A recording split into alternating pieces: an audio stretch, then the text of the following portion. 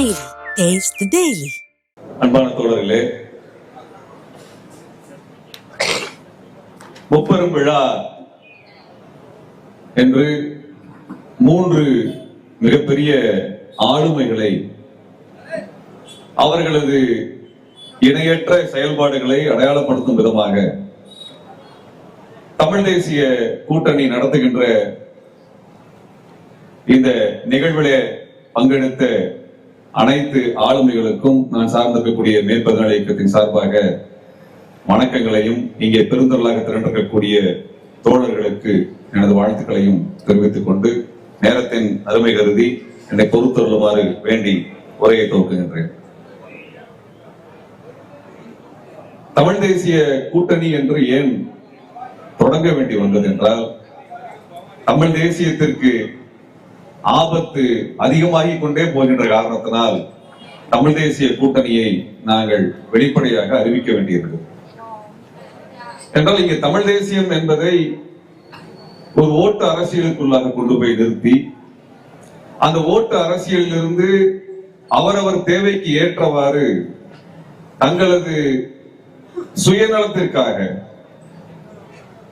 தங்களது தேவைகளுக்காக மடைமாற்றுகின்ற ஒரு வேலை நடந்து கொண்டே இருப்பதை இதற்கு மேலும் பொறுக்க முடியாது என்கின்ற காரணத்தினால் நாங்கள் தமிழ் தேசிய கூட்டணி என்று அறிவித்திருக்கின்றோம். அதான் தமிழ் தேசியம் என்று மேடைக்கு மேடை பேசுவதெல்லாம் தமிழ் தேசியமாக மாறிவிடாது. தமிழ் தேசியத்திற்கென்று சில கோட்பாடுகள் இருக்கின்றன. அந்த கோட்பாடுகளுக்காக உயிர் விட்டவர்கள் இருக்கிறார்கள். அந்த கோட்பாடுகளை உயர்த்தி பிடித்து சிறைக்கு சென்றவர்கள் இருக்கிறார்கள். அந்த கோட்பாடு நிறைவேற வேண்டும் என்று களத்தில் நின்று சுயநலம் இல்லாமல் போராடி கொண்டிருப்பவர்கள் இன்றும் உயிரோடு இருக்கிறார்கள். அப்படிப்பட்ட ஒரு உன்னதமான அரசியலை அடையாளப்படுத்த வேண்டும் என்கின்ற நோக்கத்திற்காக நாங்கள் எங்கள் மௌனம் கலைத்து தமிழ் தேசிய கூட்டணி என்கின்ற இந்த கூட்டணியை உருவாக்கினோம். தமிழ் தேசியம் என்பது என்ன, திராவிடம் என்பது என்ன என்று ஒரு பெரிய விவாதத்தை தமிழ்நாட்டுக்குள்ளாக உருவாக்கிவிட்டார்கள். மிக தெளிவாக 2009க்கு பின்னாடியான ஒரு நெருக்கடியான மனச்சூழல் தமிழினத்திற்கு இருக்கக்கூடிய மிகப்பெரிய ஒரு மன நெருக்கடி உருவான காலகட்டம் 2009. அப்படிப்பட்ட ஒரு மன நெருக்கடி அதற்கு முன்பு எந்த காலகட்டத்திலும் நமக்கு கிடையாது. நாம் மிகப்பெரிய நெருக்கடியை எல்லாம் நாங்கள் எதிர்கொண்டதில்லை. அப்படி 2009 உருவான அந்த மனநிலையை பயன்படுத்திக் கொண்டு அன்றைக்கு கோபத்தோடு திரண்டெழுந்த தமிழின இளைஞர்களை எல்லாம் திராவிடத்திற்கு எதிராக கொண்டு போய் நிறுத்தி தமிழ்நாட்டிற்குள்ளாக ஒரு பிளவு அரசியலை செய்திருக்கிறார். தமிழ் தேசியத்தையும் விளக்கி சொல்லவில்லை, திராவிடத்தின் பங்களிப்பையும் சொல்லவில்லை. இங்க பிரச்சனை அதுதான். தமிழ் தேசியம் என்றால் என்னவென்று பேசவே இல்லை. நான் ஐயா மணியரசனிலிருந்து சொல்லுகின்றேன். அவராக இருந்தாலும் சரி, நாம் தமிழர் கட்சியினுடைய தலைவர் சீமானாக இருந்தாலும் சரி, இரண்டாம் அவருக்கு அது நாம் தமிழ் தேசியம் என்றால் என்னவென்று தெரியாது. அவருக்கு தமிழ் தேசியத்தை பத்தி எதுவுமே தெரியாத ஒரு நபர். என்றால் திராவிடம் என்றால் என்னன்னு தெரியாமலே 10 வருஷம் மேடையில் பேசினவர் அவர். பெரியார் என்ன சொன்னார் என்பதை வாசிக்காமலேயே 10-15 வருடமாக நான் ஒரு பெரியாரிய பேரன் என்று மேடையில பேசியவர். அவருக்கு தேவை மேடையும் மைக்கும் தான். அந்த மேடைக்கு ஏற்றவாறு அவர் அரசியலை பேசிக் கொண்டிருக்கக்கூடிய சூழல் இருந்தது. 2009ற்கு பின்னால் தமிழ்நாட்டில் இருந்த நெருக்கடி என்ன, நம்மளுக்கான நெருக்கடி என்னவாக இருந்தது? ஈழப்படுகொலை நடக்கும் என்று நாம் நினைவில் பார்க்கவில்லை, நினைத்து கூட பார்க்கவில்லை. விடுதலை புலிகள் அழிவார்கள் என்று நாம் சற்றும் கனவில் கூட யோசிக்கவில்லை. ஒரு மிகப்பெரிய அழிவு நம் கண் முன்னால் நடந்தது. நான் எனது மாணவ பருவத்திலிருந்து ஈழ அரசியலுக்காக இயன்ற பொழுதெல்லாம் எங்களது குரலை எழுப்பி இருக்கின்றோம். மாணவர் காலத்திலிருந்து 91 நாங்கள் பார்த்த, எனது தலைமுறை பார்த்த அந்த அரசியல் 2009 உச்சகட்டத்தில் ஒரு நெருக்கடியை வந்து சந்திக்குது. யாரும் எதிர்பாராத ஒரு அதிர்ச்சிகரமான ஒரு அரசியல் முடிவாக 2009 அந்த போர் ஒரு முடிவை தருகிறது. தமிழ்நாட்டில் இருக்க நம்மளுக்கு எல்லாம் இருக்கக்கூடிய மிகப்பெரிய அதிர்ச்சி என்னன்னா, ஈழத்திலிருந்து கூப்பிடும் தூரத்தில் இருக்கக்கூடிய நம்மால் எதுவும் செய்ய முடியவில்லை என்று. அப்படிப்பட்ட ஒரு மோசமான ஒரு சூழலிலே அன்றைக்கு குரல் தமிழ்நாட்டில் மிக தெளிவாக எழுந்தது. அன்றைய தமிழ் தேசிய தோழர்கள் களத்தில் நின்று சொன்னார்கள், பெரியாரிய தோழர்கள் களத்தில் நின்று சொன்னார்கள், இந்திய அரசு ஈழத் தமிழர்களை பாதுகாக்க இயலாமல் நம்மை தடுத்துக் கொண்டிருக்கிறது என்று சொன்னார்கள். 2008 2009 காலகட்டத்தில் தூத்துக்குடியில் இருக்கக்கூடிய வழக்கறிஞர்கள் படகை எடுத்துக்கொண்டு நாங்கள் கடல் கடக்கிறோம் என்று சென்றார்கள். கடல் எல்லையிலே அவர்களை கைது செய்தார்கள். தமிழ்நாட்டில் நடந்த பல்வேறு போராட்டங்கள் முடக்கப்பட்டன. அன்றைக்கு திமுக நம்மை எல்லாம் காப்பாற்றும் என்று நினைத்தோம். அங்கு மிகப்பெரிய ஒரு மனித சங்கிலி எல்லாம் நடந்தது. அண்ணா சிலையில் ஆரம்பித்து செங்கல்பட்டு வரை மிகப்பெரிய மனித சங்கிலி, எல்லோரும் பங்கெடுத்தோம். அவர்களை மிரட்டினார்கள். அந்த கட்சி பின்வாங்கியது. 2009 ஜனவரி 2ஆம் தேதி அல்லது 3ஆம் தேதி என்று நினைக்கின்றன. அன்றைக்கு கலைஞர் ஒரு தீர்மானத்தை போட்டார். ஐயகோ தமிழினம் அழிகிறது என்று ஒரு தீர்மானத்தை போட்டார். ஏதோ நடந்துவிடும், ஏதேனும் நடந்துவிடும் என்று நினைத்தோம். ஆனால் அனைத்து போராட்டங்களும் ஒடுக்கப்பட்டுக் கொண்டே வந்த சமயத்தில் தான் சென்னை அண்ணா சாலையிலே ஒரு தமிழ் தேசிய இயக்கத்தை சார்ந்த ஐயா ஒருவர் இந்திய கொடியை எரித்தார். அதான் முதல் அளவிலே ஒரு மிகப்பெரிய ஒரு பார்வையை எல்லோருக்கும் கொடுத்தது. எதற்காக இந்திய கொடி ஒருவர் எரிக்கிறார் என்று. அவர் பெயர் நாத்திகன் கேசவன் என்று நினைக்கின்றேன். நாத்திகன் கேசவன் அவர் தான் எரித்தார். தியாகு அவருடைய இயக்கத்தில் இருந்தவர். இந்தியாவை இந்த படுகொலை போரில அதனுடைய பங்களிப்பிற்காக கண்டிக்கிறேன் என்று முழங்கிக் கொண்டு எரித்தார்.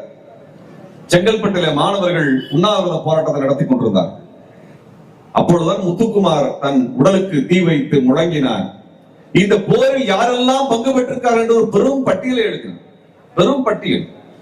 அதில் திமுகவின் குற்றம் சாட்டி இருந்தார். ஆனால் உலகளாவிய அளவில் என்ன சிக்கல்கள் எல்லாம் நடக்கிறது என்று விரிவாக எழுதியிருந்தார் முத்துக்குமார். அதன் மூலமாக அரசியலுக்கு வந்தவர்கள் நாங்கள். அதுவரை அந்த அரசியலை கவனித்திருக்கின்றோம். அந்த அரசியலுக்காக பங்கு பெற்றிருக்கின்றோம். எங்கெல்லாம் போராட்டம் நடந்திருக்கிறோம் அந்த போராட்டத்தில் சென்று நின்று இருக்கின்றோம். ஆனால் முத்துக்குமாரினுடைய இழப்பிற்கு பிறகு அமைப்பாக திரள வேண்டும் என்று முடிவெடுத்து திரண்ட வேண்டும்.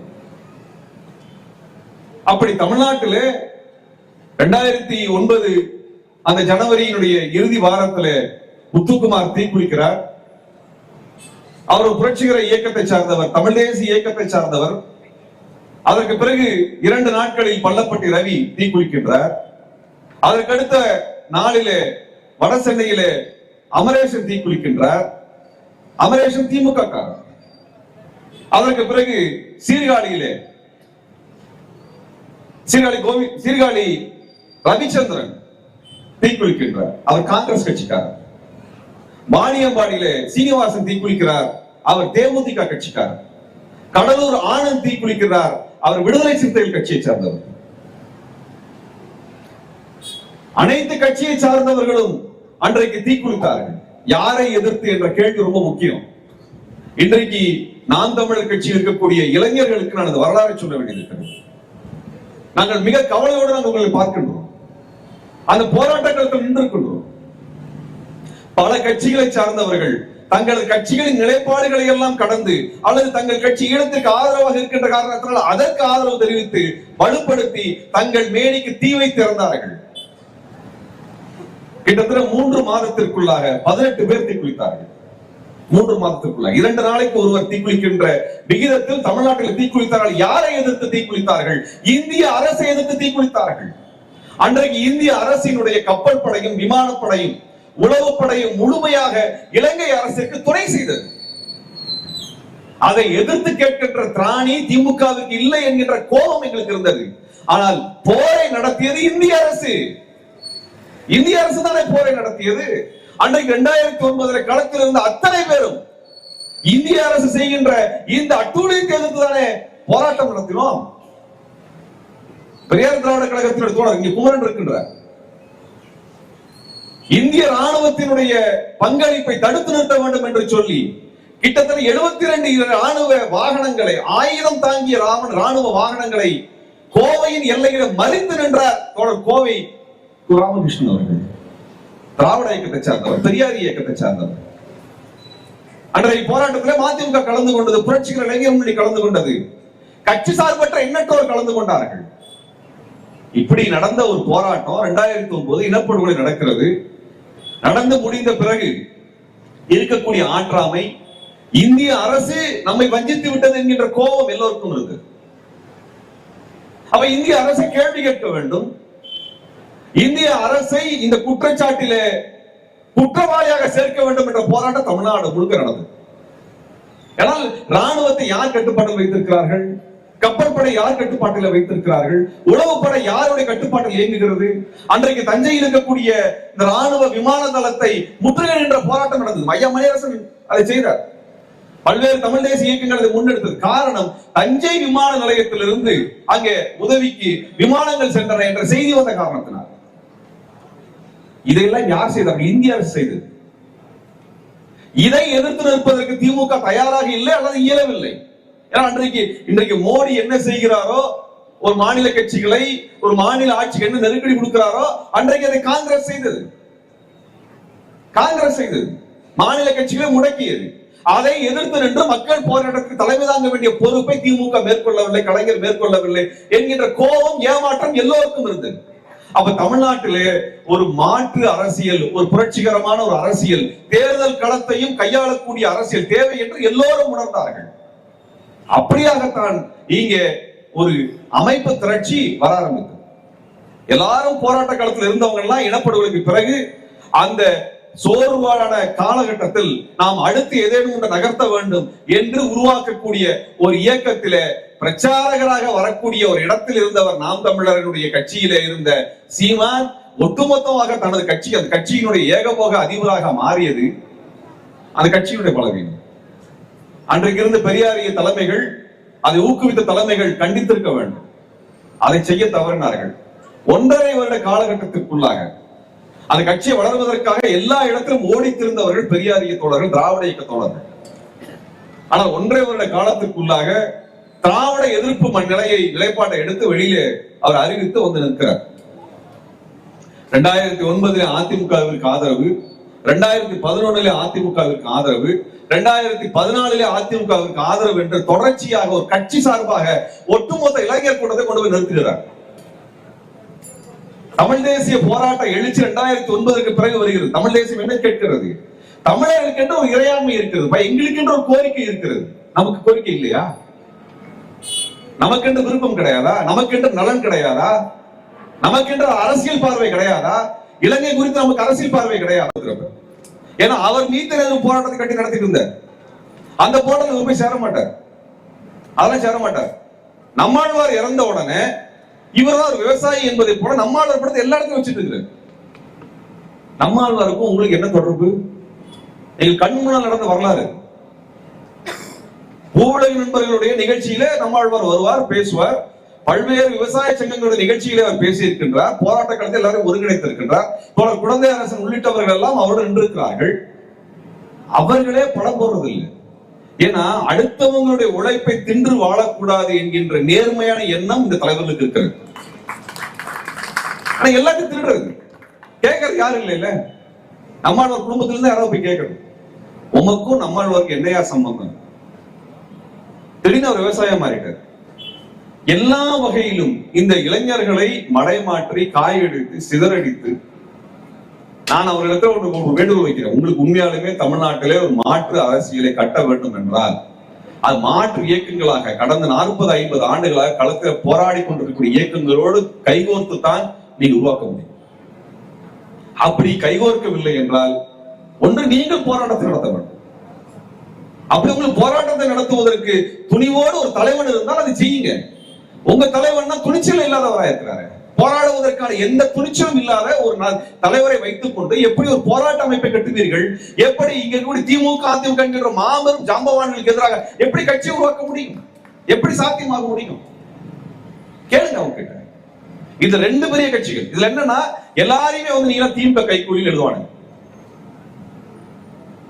ஒரு வருடத்துக்கு கிட்டத்தட்ட 150-200 கூட்டங்கள், போராட்டங்களில் பங்கெடுக்கக்கூடியவர்கள் நாங்கள். எத்தனை போராட்டங்கள் இங்க ஆளுங்கட்சிக்கு எதிராக நடந்து கொண்டிருக்கிறது அவருக்கு தெரியாது. ஒரு வாரத்துக்கு 3-4 கூட்டங்களிலே இந்த அரசு செய்யக்கூடிய தவறுகளை கண்டித்து போராட்ட காலத்தில் இருக்கின்றோம் நாங்கள். ஆனா எல்லாத்தையும் திமுக காரன் குத்துறாங்க. அதுக்கு முன்னாடி என்ன குத்துறாங்க?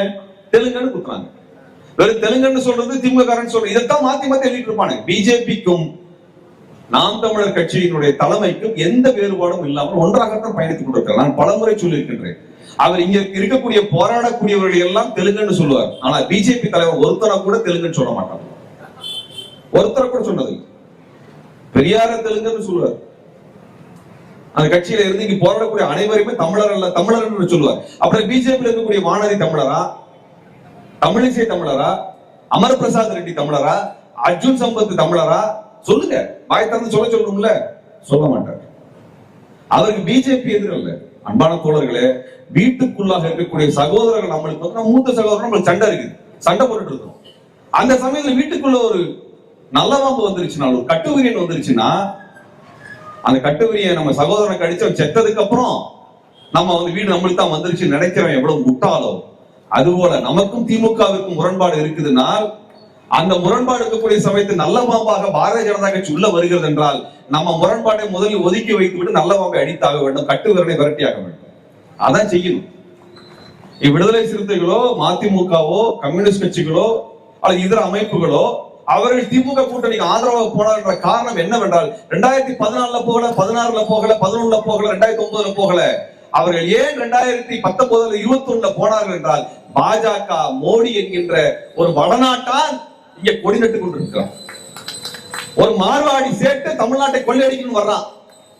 அப்படிப்பட்ட ஒருவன் தமிழ்நாட்டிற்கு நிதி கொடுக்க கூடாது, தமிழ்நாட்டுக்கு சட்டங்களை நிறைவேற்ற அதிகாரத்தை கொடுக்க கூடாது, தமிழ்நாட்டிலே ஆளுநரை வைத்து திருவள்ளுவர் உள்ளிட்டவர்கள் எல்லாம் சீரழிக்க வேண்டும், அவர்களை எல்லாம் கொச்சைப்படுத்த வேண்டும், தமிழ் மொழி இழிவுபடுத்த வேண்டும் என்று டெல்லியில ஒரு கட்சியை வச்சு அதன் மூலமாக தமிழ்நாட்டை இழிவுபடுத்தி கொண்டிருக்கிறான்னா, யார்ப்பா நம்மளுக்கு முதல் எதிரி? யார் எதிரி? பிஜேபி தான் எதிரி. ஆனா அவர் மேடையில மட்டும் பிஜேபி எதிராக பேசுவார், மோடிக்கு எதிராக பேசுவார், சிரிச்சிட்டு போயிருவார். ஆனா ஒரு போராட்டத்தை கட்டியது கிடையாது. ஒரு இடத்தை கூட பாரதிய ஜனதா கட்சிக்கு எதிராகவோ RSS எதிராகவோ போராட்டத்தை கட்டியது கிடையாது. நீங்க எந்த கேள்வி கேட்டாலும் திமுக கட்டியான்னு கேட்பாங்க. அப்ப திமுக சரியில்லைன்னு சொல்லி தான் ஒன்ன வர சொன்னாங்க. நீ திமுக கை காமிச்சிட்டு திமுகவை விட அதிகமா கொள்ளையடிக்கிறதுக்கு தயாராகிறேன்னா, நான் கேட்கிறேன், ஒரு கவுன்சிலர் சீட்டு இல்லாத நீ இவ்வளவு கொள்ளையடிக்கிறேன்னா இத்தனை எம்எல்ஏ வச்சிருக்கிறவங்க ஏன் பண்ண மாட்டாங்க? சொல்லு. ஒரு கவுன்சிலர் சீட்டு ஜெயிக்கிறதுக்கு உனக்கு யோக்கியது இல்ல, வக்கு இல்ல. அப்ப தமிழ்நாட்டுல அவர் என்ன செய்யறார் என்றால், திமுக மட்டும் எதிரி என்றால் அதுல என்ன பண்ணுகிறார் என்றால், பாரதிய ஜனதா கட்சி எதிரி அல்ல என்று சொல்லுகிறார், முதன்மை எதிரி அல்ல என்று சொல்லுகிறார். நான் சொல்லுகின்றேன், தமிழ்நாட்டிற்கான ஆபத்து டெல்லியிலிருந்து வந்திருக்கக்கூடிய பாரதிய ஜனதா கட்சியும் அதோடு கொள்கையோடு பெரிய முரண்பாடுகளை கொண்டிருக்கிறார் காங்கிரஸ் கட்சியும் தான், வேற ஒண்ணும் கிடையாது. டெல்லியிலிருந்து வந்தவன் தான் பிரச்சனை, நம்மளுக்கு அவன் தான் முதல் பிரச்சனை. தமிழ்நாட்டுக்கு இத்தனை சீரழிவு வந்திருக்கிறது என்றால் டெல்லிக்காரன் கொடுத்த நெருக்கடி தானே, இங்கே அவன் கொண்டு வந்த சட்டங்கள் தானே, அவன் பறிக்கக்கூடிய திட்டங்கள் தானே. இங்க எந்த சட்டத்தையும் எந்த திட்டத்தையும் கொண்டு வர முடிகிறது? ஒண்ணுமே பண்ண முடியல நம்மளால. அப்ப அதை கேள்வி கேட்காமல், நம்மளுக்கு அதிமுகவோட முரண்பாடு இருக்கிறது, திமுக முரண்பாடு இருக்கிறது, அவர்களுக்கு மாற்றாக நம்ம வேற உருவாக்க வேண்டும் என்பதிலே நம்மளுக்கு வேறுபட்ட கருத்து கிடையாது. ஆனால் வீடு இருந்தாதானே ஓடு பார்க்க முடியும் என்று அண்ணா சொன்னார். வீடு இருந்தாதான் ஓடு பார்க்க முடியும், வீட்டை இடிச்சுட்டா என்ன பண்ணுவேன்? இன்றைக்கு தமிழ்நாட்டை பாரதிய ஜனதா கட்சியிடம் விட்டு கொடுத்து விட்டால் என்ன செய்வது? என்ன செய்வது? எடப்பாடியார் என்ன செஞ்சாரு? எல்லா இடத்திலும் இந்துத்துவ ஆட்களை கொண்டு வந்து ஆட்சியிலே அல்லது அதிகாரத்திலே அமர்த்துகின்ற வேலையை RSS செய்த போது அதெல்லாம் அனுமதித்தார். நாம் ஏன் எடப்பாடி அவருடைய ஆட்சியை எதிர்த்தோம்? சொல்லுப்பா. மேம்பாடு இயக்கத்தில் பார்க்க சொல்றேன், நாங்கள் மாநில கட்சிகளுக்கு எதிராக நாங்கள் போராட்டத்தை கூர்ந்திட்டவில்லை. மாநில கட்சிகள் 1000 குறை இருக்குதுங்க, 1000 குறை இருக்கு. ஆனால் மாநில கட்சிகளினுடைய அதிகாரம் ஒரு எல்லைக்குள் தான் இருக்கு. மாநில கட்சியினுடைய ஊழலை கையாள முடியும், எதிர்கொள்ள முடியும். மாநில கட்சியோடு நீங்கள் உரையாட முடியும், கேள்வி கேட்க முடியும், அவனை எதிர்த்து போராட முடியும். ஆனால் டெல்லியில் இருக்கிறான அதிகாரம், அது யார் கேள்வி கேட்கிறது? யார் கேள்வி கேட்கிறது? இங்க எம்ஜிஆர் நகர்ல இந்த 3 பெரிய ஆளுமைகளுக்கு கூட்டம் நடத்தக்கூடாது என்று ஒரு மாநில கட்சி சொல்லுமோ, டெல்லிக்காரன் சொல்லுவாங்க. யார் சொல்லுவா? யார் சொல்லுவா? இந்த புரிதல் கூட இல்லை என்றால் எப்படி அரசியல் அளிக்க முடியும்? இங்க திருவள்ளுவர் சிலைக்கு கொச்சையாக காவி உடை போடுவது, திருக்குறளை சனாதனத்துவம் என்று சொல்லுவது, இந்தி மொழியை திணிப்பது, நமக்கான வரி வருவாயை நிறுத்தி வைப்பது, இத்தனையும் செய்யக்கூடியது யாரு? அவன் தானே நம்மளுக்கான எதிரியாக இருக்க முடியும். அதை எதிர்த்து போராடவில்லை என்று அதிமுக திமுக குறை சொல்லலாமே ஒழிய, அதிமுக திமுக மட்டும்தான் முதன்மை எதிரி என்று சொன்னோம் என்றால் பாரதிய ஜனதா கட்சி இணக்கமாக இருக்கிறோம் என்றுதான் அர்த்தம். இங்க முதன்மை எதிரியாக இருக்கக்கூடிய அந்த இந்துத்துவத்தை எதிரியாக, சாதிய இந்துத்துவத்தை எதிரியாக, சனாதன இந்துத்துவத்தை எதிரியாக முன்னிறுத்தாதவன் தமிழ் தேசியவாதி கிடையாது. தமிழ் தேசியவாதி கிடையாது. எழுதி வைத்துக் கொள்ளுங்க. சாதிய குடி என்று சொல்லி ஒருவன் ஏமாற்றுகிறான் என்றால் அவன் தமிழ் தேசியவாதி கிடையாது. குடி என்றால் பழங்குடிக்கு தான் குடி என்ற பெயரை சொல்லுவார்கள். ஏனென்றால் பழங்குடிகளுக்கு தான் தனி சொத்து கிடையாது. பணக்காரன் ஏழை பணக்காரன் கிடையாது. மீனவர்களை பழங்குடி என்று சொல்லுகிறார்கள். காரணம், மீனவனுக்கு கடல் பொதுவானது. கடல்ல அவன் ஏக்கர் ஓட்டு பிரிச்சு வச்சுக்கோ, ஒவ்வொரு மீனவன் தனியாக. காடுல வசிக்கக்கூடிய பழங்குடிகளை குடிகள் என்று சொல்லுகிறோம். என்றால் காடு பொதுவானது, காடு பொதுவானது, அதனால குடி என்று சொல்லுகிறோம். அவனை சாதி என்று சொல்லுவதில்லை. ஆனால் தனி சொத்திலிருந்து ஏற்றத்தாழ்விலிருந்து எல்லாத்தையும் வைத்திருக்கக்கூடிய அந்த கட்டமைப்பை ஜாதி தான் கொண்டு வந்தது. ஜாதி ஒரு பொழுதும் குடியாகாது. குடி என்பது ஜனநாயக பண்பு கொண்டது, ஜாதி என்பது சனாதன பண்பு கொண்டது. அந்த ஜாதியை எவனாவது குடி என்று சொன்னால் அவன் சாதி வெறியன், அவன் சாதி வெறியன், அவன் சாதி வெறியன் என்று சொல்லி சாதி ஒழிக்கக்கூடிய தமிழ் தேசியத்தை தான் தமிழரசன் உயர்த்தி பிடித்தார். அந்த தமிழரசன் சொன்னதுதான் தமிழ் தேசியம் ஒழிய இங்கே வந்திருக்கக்கூடிய சீமான்களும் கோமான்களும் சொல்லுவதெல்லாம் தமிழ் தேசியம் இல்லை என்று அழித்து விட்டு தமிழ் தேசிய கட்டமைப்பை உருவாக்குங்கள் என்று சொல்லி விடைபெறுகிறேன். நன்றி, வணக்கம்.